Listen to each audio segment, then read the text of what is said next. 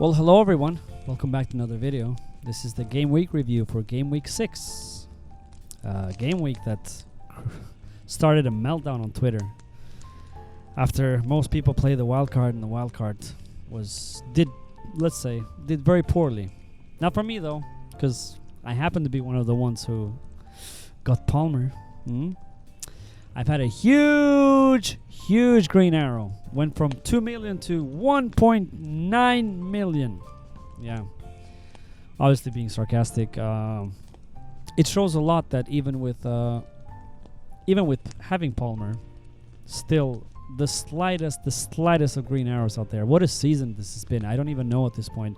I think the fact that the players have been priced the way they have, and people owning different types of players, like the likes of lower owned Palmer. If you didn't have Palmer, people had a mix of, Watkins and Salah and stuff like that. Different combinations are making so hard to get big green arrows or big red arrows.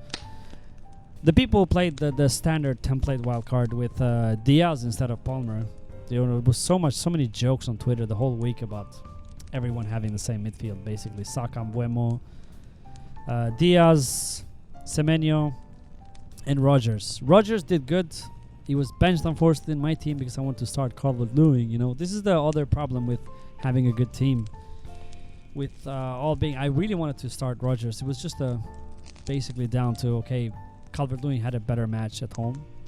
But people who didn't have that option played Rogers, and it came out good, Rogers returning now 2 game weeks in a row, so he's going to be very tasty. But anyways, let's get right into it, and I'm sorry if this video is going to be a bit low on energy because I've been really sick this last 3 days, and today is just not been a good day so far. Let's just go to the fantasy app right here. Let's go to fantasy. As you can see, I'm on 52 points. I was on 58 points, dropped to 60, and then dropped to 56, and then dropped to 52. I don't know, that's shambles what happened with the Saka. So let's go to points immediately. So here, Saka is on 3 points right now. So 2 for playing and one bonus points. If we go here you go, 1 bonus point. So he was eventually on 1 assist and 3 bonus points, and then they removed the assist. I don't get it why. Like really, for the Trossard goal, the ball must have touched someone on the way, but it's just sometimes I don't know. Maybe I feel a bit petty because I have Saka on my team, but sometimes they reward assists. Like if a player gives the ball to... I remember that time Mitoma scored a goal. He literally got the ball like in his half, and then he dribbled the whole team when he scored the goal, and people awarded the assist to the player who gave him the ball in his own half. And Saka delivers great corner. Trossard scores a goal, but for some reason they removed the assist because somebody might have touched slightly the ball before that. It's just, sometimes it's just stupid, this rule. Anyways, and then he was on 3 bonus points with no assists, and then the day later they removed the 3 bonus points. They put him on 1 bonus point. The new bonus point system is just, a bit ridiculous. But as you can see, the defense was a shambles for every team. I think the only team who got a clean sheet so far was Fulham. So if you've kept Robinson, good. You did good. Even the likes of Trent. And I was saying all week that I want to make my sacrifices on defense because I really don't trust defenses this year. I didn't trust them last year either. And I'm comfortable with having just double Arsenal defense, who conceded 2 goals to Leicester at home, by the way. Let's not. And that's something else I said on my videos. If you remember, I wouldn't be surprised if Arsenal concedes goals at home because they just are so much better at keeping clean sheets away from home. I don't know why. They just play more careless at home, I feel. 2 goals, I mean, yeah, I get it. One of them was like a deflection, but the other one I just didn't understand. They won the game at the end. As an Arsenal fan, I was living through panic last minutes, but it was a good. And then Lewis, you see here, Ryan Gabriel came with 1 point, obviously conceded 2 goals. Colwill, yeah, Chelsea did good, but it doesn't matter at the end of the day because I had Van der Berg, who also they also conceded, so it wasn't that much difference. As I said, if you had Robinson, who else? I don't think anyone else kept. Tottenham kept a clean sheet, so if you've had Porto, that made a difference. I had a better rank before Tottenham played United. And United again, I mean, they're the architects of their own downfall at this point. It's just, I don't even know. I've seen teams go through shit periods, but this United last 3 years has been like the funniest. Funny and sad, because nobody wants United to be so bad.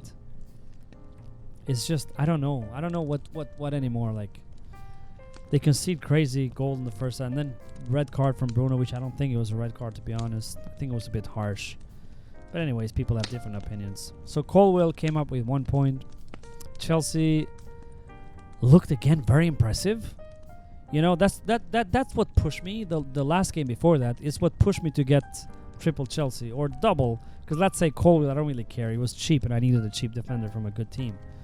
But Palmer and Jackson, I really wanted. I was insisting on getting them, and I sacrificed on defense. Like you see, I have no Robertson, no Trent, who are very highly owned. So it could have gone even worse this game week. But I'm lucky they conceded a goal as well.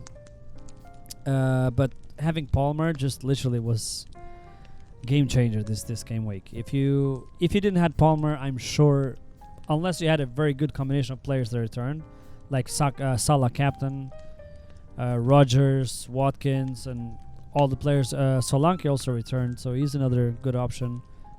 I plan to get Solanke for Nicholas Jackson when their fixtures turn bad. But now seeing Chelsea, I'm going to keep, I think, now Palmer for Liverpool game and see how he does. And then, let's see. That's too far ahead. Let's just look at this game week, because the meltdown on Twitter has been incredible. I mean, people blaming. I just don't know why people play fantasy, and how can you get angry for having a horrible game week? I had friends who recently started playing fantasy. They were like, I'm quitting FPL after one game week. I mean, it's game week 6. People are trying to quit FPL now. You shouldn't play FPL if you're like that. If you're so, lighthearted and you one bad game week puts you so down. People blaming, like FPL experts on Twitter for giving bad advice. I'm like, are you serious? Are you an adult? Like, seriously. The only reason, and I even said this so many times, why I personally, I mean, everybody has different reasons, but why I started making videos is just because I have this need to talk about FPL to someone. And I usually talk about my team, don't give like general advices that much because I don't have the time. I do when I can, like players or what my opinions are then, but they're still opinions. I don't know. It's like betting, okay? It's like when you bet, you're betting on a team to win or lose, and it could go so. People say I have a cousin of mine who every time he loses a bet, it's like, yeah, City, that was a match fixing. There's millions of match fixing according to my cousins, who every time they lose a bet, they're like, how can City draw away to Newcastle? I'm like, it happens. It's football. If everybody would win, if it was that easy, everybody would bet. Nobody would work. They would just make their living out of betting. Same with the fantasy. Sometimes it goes your way. Sometimes it goes against you. It's just how it is. Like, what? Am I going to get credits now for having Palmer in my team? It's like, oh, I knew it. I knew he was going to score 4 fucking goals at home. It's just ridiculous. I hate seeing this toxicity on Twitter, so stop it, please. Grow up. And don't blame other people for, you should play this for yourself and just your way. And I watch other FPL contents, not because I want to necessarily get advice. I just like watching it. I like talking about FPL. Because I love football as well. I love Premier League. Anyways, I'm sorry I'm a bit sour and sick. I'm letting that all out in this video. But on my midfield, as I said, Saka considering how the game went, it's a bit disappointing to end up in 3 points from whatever he was, 9 or more than that at the beginning. Buemo scored again in the first. I think Brentford became the first team to score in 3 matches in a row on the first minute, which is crazy. Like, if they score again, who are they playing next? Let me see. Wolves at home. If they score against Wolves at home in the first minute, then I blame Wolves. You should know like what is happening. But anyways, Buemo scored 9 points. Decent return. Palmer, the crazy. I mean, I don't think I've ever seen. He scored 2 more goals that were offside. Hit the bar once. Missed like 2 open chances. He could have scored like 8 goals this season. That's how crazy that game was. Jackson, unlucky not to. He missed a 1-on-1 chance, and he would have been a Palmer assist, so Palmer would have been even more points. But he did get an assist for the first goal for Palmer, and unlucky a bit not to return because he's been returning in other games so far. Let's see if we go here. So you see, okay, first game against City, we'll forgive them, and it was first game of the season. But then he returned 10 points, 6 points, and then 1, and then 16 again, then 5. So it's been decent. It's been decent. He's been playing, starting for Chelsea. So as long as he doesn't, they're playing attacking football. I'm happy to have him there. If he starts underperforming, we have Solanke, same price range. On attack, Calvert-Lewin, Jackson, and Haaland. Haaland blanking was another bad thing that went against a lot of people. But as I said, I would have captained Saka instead of Haaland if it wasn't for Haaland, and Saka didn't do much better. So there's no way I was going to captain Palmer. I'm not going to be one of those people. I considered him as a captain. No. So him blanking didn't help. And people who had Salah, obviously, it's not that he hauled, but they did better. I think he got 10 points or 20 points as a captain. That's still much better to, in a season that the points are so tight. That makes a huge difference. This season has been incredible. Like, I've been struggling to get outside of, the highest rank I've had so far is 1.5 million, and I haven't had bad game weeks. Like, I've went through this before. Look, if I go game week 5, 56 points. Okay, that's not horrible, but it's not great. Okay, 1, and then 59, 68, 85, 65. That's no. I've had game weeks last season with 32 points, 28 points. That is normal. I think people this game week, a lot of them, especially if they had that template wildcard, are on similar, like 32, 35 points. Because nobody performed. Like Diaz, also, most of them had this midfield, including Rodgers. So if they'd had a better attack, they would have benched Rodgers. I'm sure a lot of people benched Rodgers because they had they wanted to play either Calvert-Lewin or Chris Wood, who also blanked, by the way. So it didn't really matter. Semenyo is playing tonight. I don't think, even though he's 10.2% owned, he's very highly owned among elite FPL managers. So most likely I'm going to get a green arrow or get a bigger green arrow after tonight. But it's not going to be anything significant. I don't expect it to be, unless he hauls. And then maybe. But yeah, I don't expect to go over more than 1.8 million, which doesn't really matter. I mean, come on, it's game week 6. Seriously, people. Don't get so down on yourselves. It was a shitty game week, Next game week, this wildcard team, or even the one with Diaz, might just go 100 points. What are you going to say then, Anyways, this is what it is. Konsa bench with 1 point. Aston Villa keeps conceding. They don't look good defensively. I mean, I got Konsa because he's nailed and he scored last game week, and I think he's a good option. Their fixtures get a bit slightly tougher, even though Man United at home, after seeing they're not going to have Bruno Fernandes now. It's going to be hard, but yeah. They might actually keep a clean sheet against United if they play like that. Then Rodgers, again, disappointed to bench him, but what can you do? It was a risk. But as you can see, he blanked 4 game weeks in a row and then returned last week, which I played him happy. 10 points and 7. This game week, so this is it, 52 points, as I said again, and with Semenyo to play tonight. So let's see how that goes. I'm hoping. I'm hoping for a lot, but I'm not expecting anything crazy. Semenyo, again, it was between him and McNeil. I went for him because I said I want... he's been crazy. He's been accumulating. His XG is just second after Haaland this season so far, and he's played some difficult fixtures. Look, Liverpool, Chelsea, Newcastle. So, and he has 2 good fixtures. So my thought was, if you remember from my last video, to bring him for these fixtures, and then after Arsenal at home, you can see here, after those fixtures, he has 3 difficult fixtures, then sell him for McNeil. Too bad McNeil scored 2 goals this game week. So it is what it is. You can't have them all. Yeah. This is it. This is not much more to say. I mean, the wild card was definitely a failure for this game week, but long term I think it's still good. It holds up. If I go and pick team, as I said, I have weak defense, but Rico Lewis starting actually was very, very... I mean, having a City defender doesn't matter, because what else? What else? Besides Arsenal, City, and Liverpool, I don't trust other defenses. With Liverpool, I just can't afford to have Alexander-Arnold or Robertson unless I downgrade Palmer or Jackson. And I don't want to do that at this moment. But people who did and they have them, good. Double Arsenal defense, super happy. Those are the ones that I trust the most. Southampton at home, another game at home. Hopefully this time they'll be more focused and don't concede. Colwell has Nottingham Forest at home. That looks like a good fixture as well. So defense looks okay, at least on paper. You never know. Like it looked okay this game week and it turned out to be horrible. But that's not going to happen twice in a row. That rarely happens on fantasy. And then I have a midfield of Semenyo, Saka, Mbeumo, and Palmer. Besides Semenyo, they're all playing home matches. Semenyo playing Leicester away. By the way, Leicester, I thought they were way worse than they actually are. I think they're not much better, but I think they're a decent team.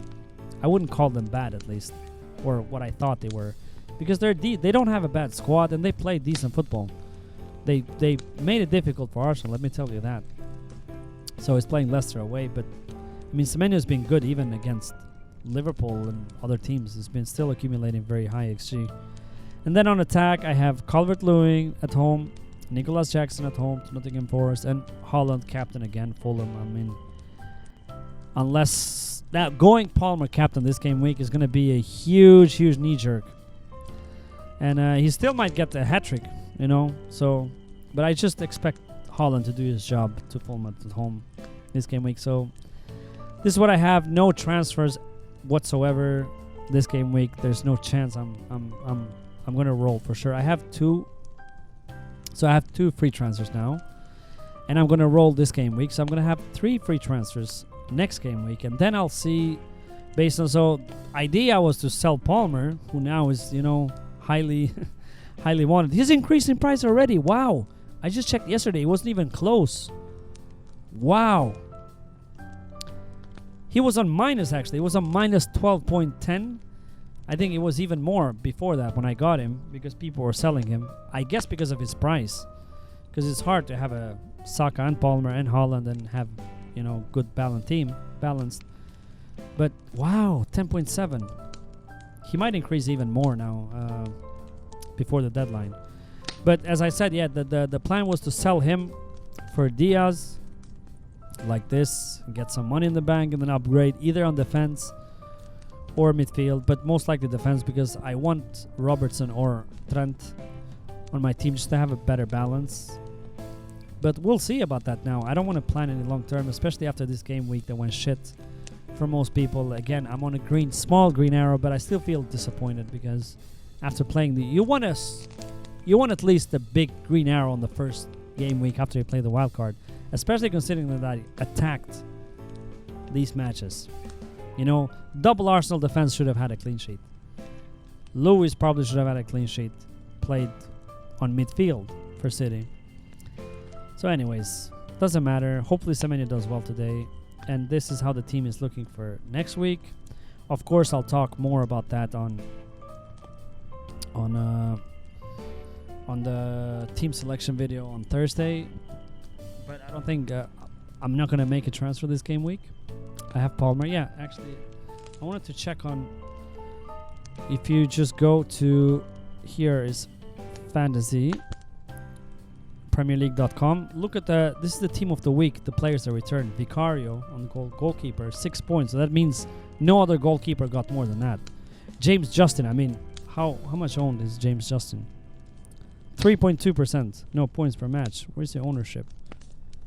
So it's showing here. 0.6% owned. Super Van de Ven, nobody owns him. If you own a Tottenham defender, it's probably Pedro Porro.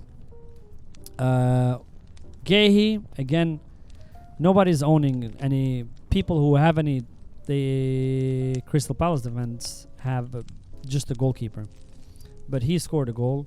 Palmer, again, he's highly owned, but not very highly owned among elite FPL players. Maybe I shouldn't call them, trigger some people on Twitter. McNeil, again, he was quite in few drafts and wildcards, so good for you if you had him. Trossard, again, I mean, people have triple Arsenal. these two Arsenal players, Trossard and Martinelli, are the lowest. I can guarantee you. Let's see Trossard ownership, 2.0%, and Martinelli, who a few seasons ago 3.1%. A few seasons ago Martinelli was great, but last season he had a very bad season, and this season he started not good. Let's see if he picks up form. How much is he? 6.9 is dropped in price. It could be an option, but not for now. Baleba, I mean, 0.1% owned. Delap, 2.0% owned. And Watkins obviously has 28%. But besides Watkins, McNeil, how much was McNeil? 4.4, still super low. So besides Watkins and Palmer, the lowest owned players are in the team of the week. So you can't just, you know, you can't think you had a bad week because everybody else had. Everyone had a bad week this game week. These are the top most transferred in players. Palmer, obviously. We love to knee-jerk. Buemo again. Nicholas Jackson. This one I don't understand because he didn't return a lot. I think people who had him, like me, I felt a bit disappointed, you know, considering that they scored, 5 goals? 4? And he got just 1 assist. McNeil, I get it. Yeah, because the Everton fixtures are super good. I wanted him in my team. So I'm going to get him after Newcastle at home and for this run. Probably for Semenyo. And Luis Diaz, this is the one I don't understand because, I mean, this was the fixture if you're expecting something. And then Crystal Palace away, not easy. Chelsea at home, Arsenal away. Those are not very good fixtures, but maybe it's for the price and stuff like that. Yeah, I think that's enough for today.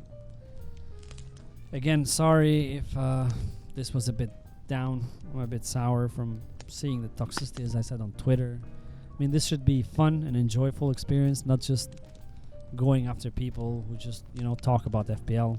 I'm not taking this personal at all because I don't think I'm one of those.